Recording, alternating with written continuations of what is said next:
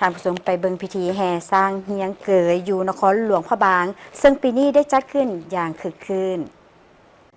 วันที่ 13 เมษายนนี้อยู่นครพระบางเมืองมรดกโลกได้จัดพิธีแห่สร้างเฮียงเกยซึ่งเป็นพิธีกรรมครอบลาหรือบอกกล่าวการเปลี่ยนศักราชปีเก่าไปสู่ศักราชหรือสังกาลปีใหม่ตามความเชื่อถือที่สารพระบางสืบทอดกันมาแต่บูหานาการซึ่งพิธีแห่สร้างเฮียงเกยนี้ถือเป็นพิธีเสียงถวยว่าในปีนั้นเป็นปีที่ดินฟ้าอากาศสภาพการบ้านเมืองจะอำนวยความสะดวกหรือยุ่งยากอย่างใด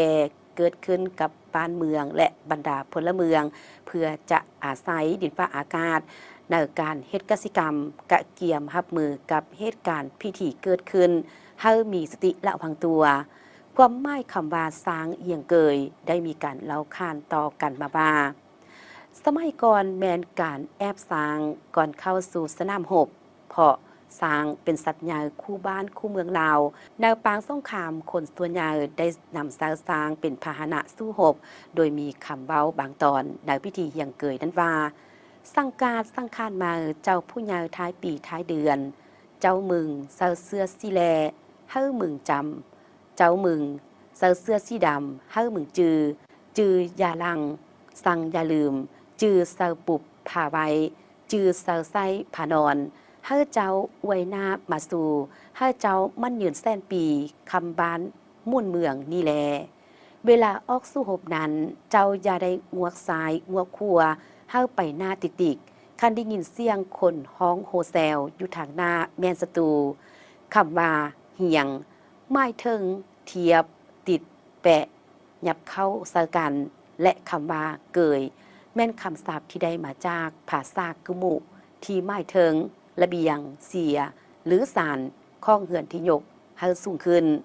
สำหรับพิธีสร้างเฮียงเกยจะมีพืชพันธุ์ธัญญาหารหลายอย่างให้สร้างกินเพื่อเสียงถวยการกินของสร้างเส้นหญ้ากล้วยอ้อยถั่วงาเหล้าข้าวต้มข้าวนมข้าวโคบข้าวเคียบและอื่นๆตามขวบเสือถ้าปีได้สร้างกินหญ้ากินกล้วยกินอ้อยก็จะพยาก่อนว่าปีนั้นดินฟ้าอากาศสภาพการบ้านเมืองจะสงบสุขร่มเย็น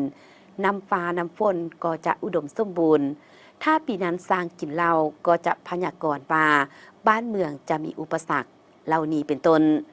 ซึ่งในปีนี้ได้มีขบวนแห่เริ่มจากหน้าห้องบาการแปลงบริเวณซ่านน้ำพุเจอกลางเมืองนครพะบางมีสร้างเข้าร่วมขบวนแห่จำนวน5เสือกหรือ5โตนำพาขบวนโดยทานบุญเลือสิ้นไซบรวงศ์ประธานคณะกรรมการปกครองแขวงนครบางพร้อมโดยการนำของแขวงนครพบางโดยมีการนำสร้างบาเฮียงเกยอยู่วัดมาสุวรรณภูมิรามพร้อมทางจัดพิธีสู่ขวัญสร้างและแห่ขบวนไปสืบต่อทำพิธีอยู่ลานเกยสร้างวัดเสียงทองตื่มอีกตลอดระยะขบวนแห่มีมวลชนแค่ภายในและต่างประเทศเข้าร่วมชมอย่างล่วงไหล